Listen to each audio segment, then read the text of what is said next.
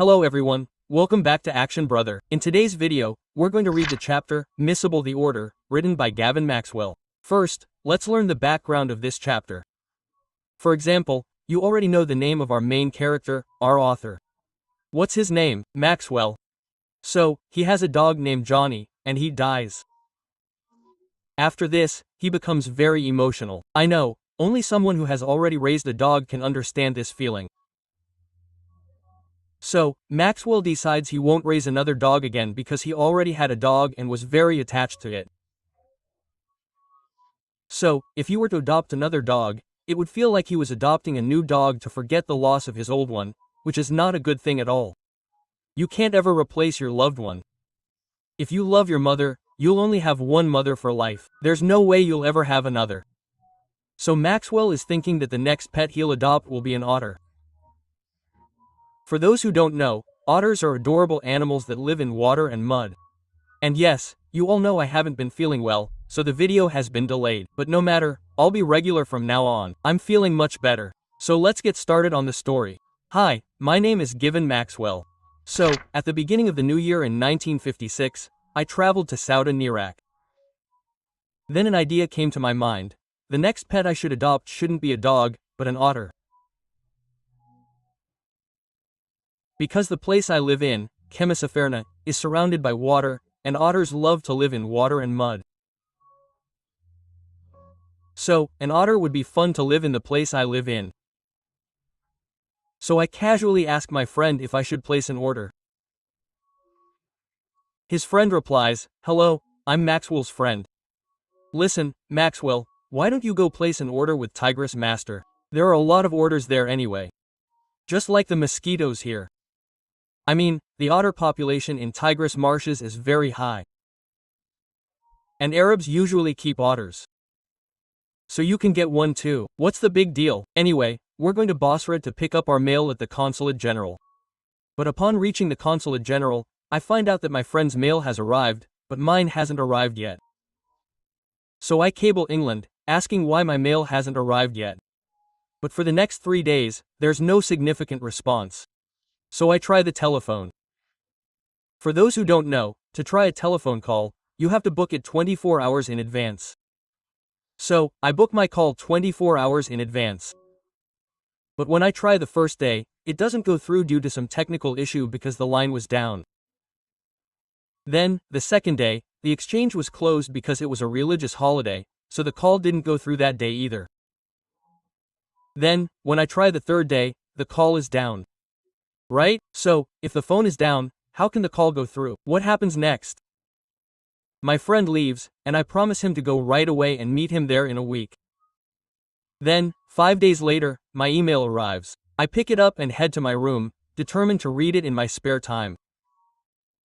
But as I approach my room, I see 2 Arab men sitting on the floor, each carrying a bag that's shaking violently. One was an old man's bag. Okay, seeing me approach, the 2 Arab men get up. They walk toward me and hand me a letter. It was from a friend, and it said, "Here's your order." As I open that bag, a new phase of my life begins. A new chapter begins, and that phase hasn't ended yet, and I don't want it to ever end. As I open that bag, I develop a connection, a bond, with whatever comes out of that bag, and I've called that relationship outer fixation. And by the way, not everyone can understand this order fixation, this bond. Only someone who has nurtured an order can understand it. And I'm 100% sure whoever is watching this video hasn't raised an order. If they have, let me know in the comments. I'll pin their comment, but it has to be real, okay? You'll have to show proof by uploading it to your channel that you have an order, okay? No lies. If you lie, I won't pin it. So, all my viewers, you won't understand this bond, this feeling. You won't understand this utter fixation. Okay? This animal, this creature that comes out of that bag and onto the ground, was a small, medieval-era dragon-like creature, covered in mud from head to tail. I mean, it was completely covered in mud. The order, though, its soft velvety fur, chocolate brown in color, was visible amidst the mud. After this, I cleaned the order regularly for a month, and only then did its true color appear. That means, after a full month of clearing, my order came in perfectly fine. After that, I named my order Mijbil. By the way, you all know that everything has a scientific name, just like we humans have the scientific name Homo sapiens. Similarly, orders also have a scientific name, which is quite difficult. Let me check. Where did you go for a second? Yes, Latrigale, Perspiculata, Maxwelli, I know, they're very difficult. They won't even appear in your exam, so there's no need to memorize them. But still, if you memorize them and if you get a question describing an otter, and you add its scientific name to it, your examiner will be very happy. So, he might give you extra marks. For example, if a question worth 5 marks is worth 6 marks, he might give you 6 marks. Instead of such a scientific name, you could also call it Maxwell's order. For the first 20 hours, that order, that Mijbil, was neither my best friend nor my enemy. Because he was showing no interest in me or in his surroundings. For the first 20 hours, he tried to sleep and sit as far away from my bed, as far as possible. But the very next night, that Mijbil comes and sits between my knee and soles. I mean, he falls asleep. And he stays asleep until the servants come in the morning to give me tea. After this, Mijbil gradually emerges from his sadness, right? He emerges from his depressed state and begins to show interest in his surroundings and begins to observe things carefully. He begins to look at them carefully. Then I make a body belt for Mijbil, which looks exactly like a dog leash. After that, I take Mijbil to the bathroom, where he plays with water for half an hour straight. Mijbil is rolling around in the water, repeatedly taking dips, running under the bathtub, and enjoying the water splash like a hippo. Later, I realize that it's a characteristic of water that they don't like still water. According to them, water should always be flowing. There should always be movement in it. There should always be some splashing in it. I mean, otters don't like static water at all. In simple words, otters get very angry if they see still water. So, whenever I bring a ball of water in front of Mijbil to give him water, he always turns it over. Because whenever I would take a water ball to give Mijbil a drink, he would get very angry at the sight of the still water and would immediately hit the ball, knocking it over. 2 days later, when I suddenly entered my room, I saw Mijbil sneaking away somewhere. Then, as I turned back to see where Mijbil was going, I saw him sliding down a corridor that led directly towards the bathroom. Then, as I followed Mijbil to the bathroom, I saw Mijbil standing next to the bathtub, hitting the tap in various ways, hoping to get it to open. To my utter shock, the water started gushing out of the tap in less than a minute. In other words, Mijbil was hitting the tap so hard and turning it in such the right direction that the water started flowing from it. This time, Mijbil was lucky that he turned the tap in the right direction. Because many times, Mijbil would accidentally turn the tap in the opposite direction, causing the tap to become even tighter. After this, Mijbil would leave, deeply upset and disappointed, and go back to his bedroom. After this, the relationship between me and Mijbil, the bond we had, gradually grew stronger. Mijbil started listening to me.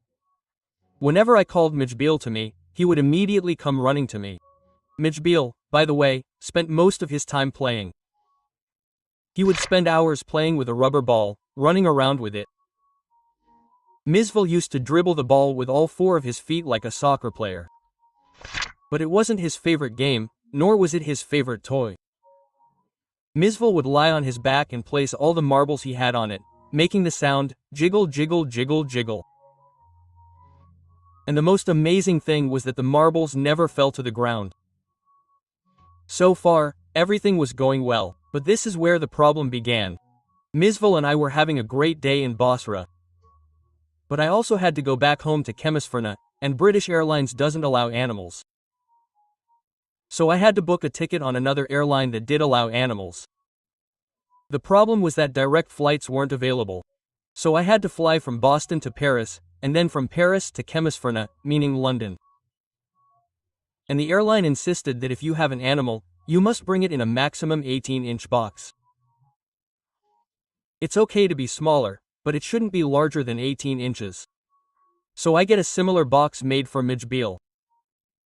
Then, an hour before the flight starts, I put Mijbil inside the box so he can get comfortable in it. After that, I quickly go to eat lunch, thinking that while Mijbil is getting comfortable inside the box, I'll be back. After all, this isn't India. People there don't eat dal, rice, chokha for lunch. They'll eat some grass and leave. A sandwich, burger, etc. would only take 5 to 10 minutes at most. So, Maxwell bhaiya puts Mijbil inside the box and goes to eat his lunch. When I returned from eating, I was greeted by a terrifying sight. There was no movement inside the box at all, and the air holes I drilled for Mijbil to breathe were leaking blood.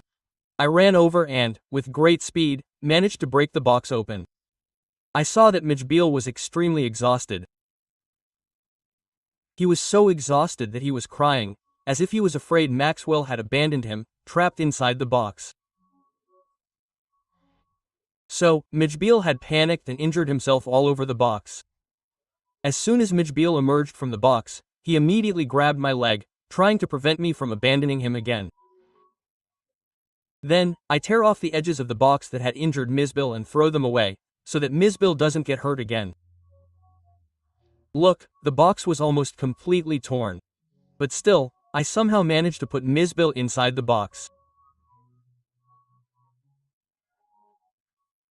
Close it, and quickly run to the car, because the flight was leaving in just 10 minutes.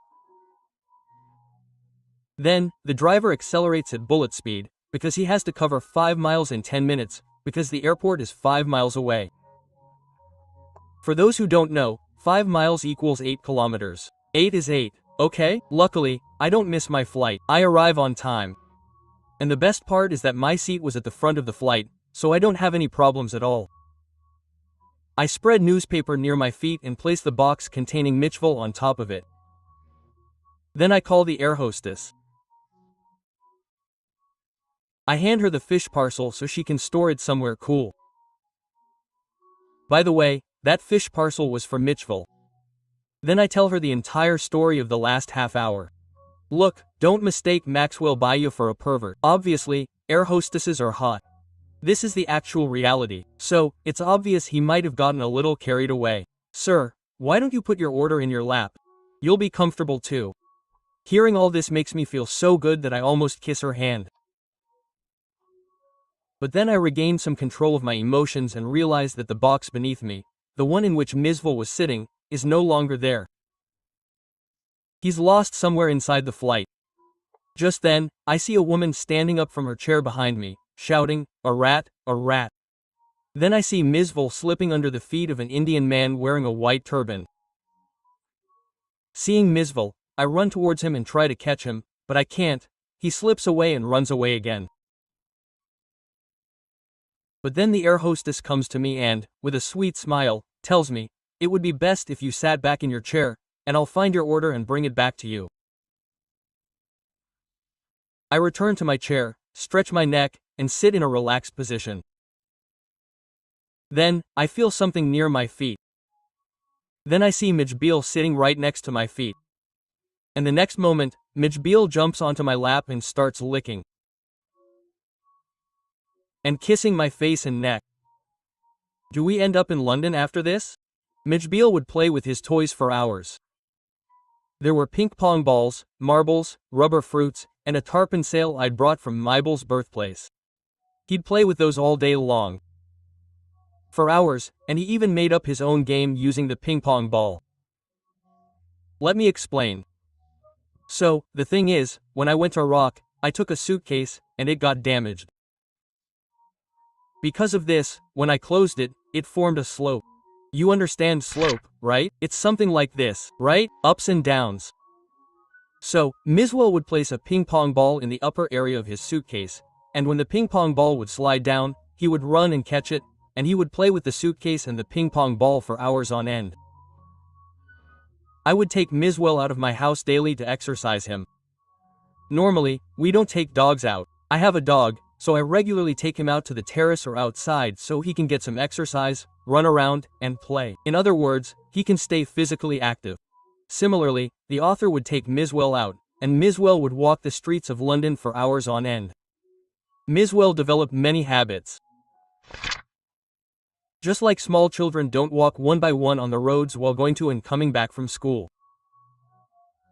Mijbil also developed a habit. He, too, would step onto the blocks one by one. He had also developed habits like touching the seventh railing and turning at every other lamppost. By the way, there was a primary school right across from my house, with a 2-foot-high wall in front of it. A 2-foot wall isn't that big.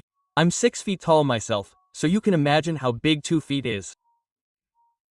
So, Mijbil would pull me towards the wall, and with my help, he would climb up it, and run across the entire length of the wall. Seeing this, the children in the primary school would get disturbed because everyone would look at Mijbil, wondering what that animal was doing, which would cause them some distraction. By the way, Londoners don't even know that Mijbil is an otter. People make really strange guesses.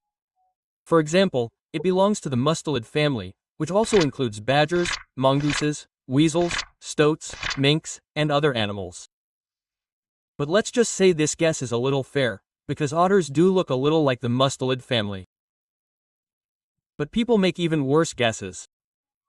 Some ask, is that a seal? I mean, an otter looks a little like a seal. You tell me. Some ask, is that a squirrel? Or, is that a walrus? Some make even wilder guesses, like, is that a dog? Is that a hippo? Is that a bear? Is that a leopard? According to people, the Mijbils are all animals other than otters.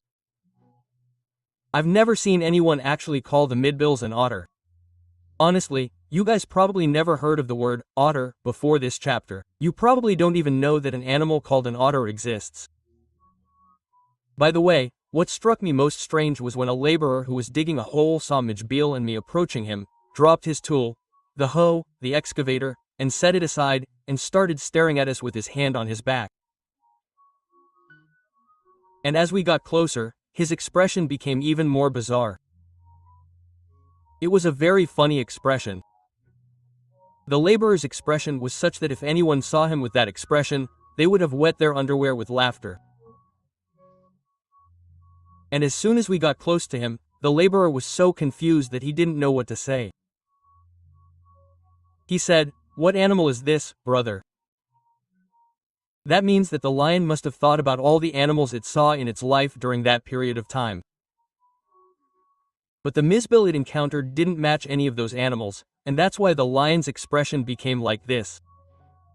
Seeing this, Maxwell Bhaiya laughs heartily, and thus ends your chapter, Visible the Order. I hope you enjoyed learning about the otter and understanding the relationship between our Maxwell Bhaiya and the otter. So, see you guys in the next video. Until then, bye bye. You can follow me on Instagram. The Instagram link is given in the description.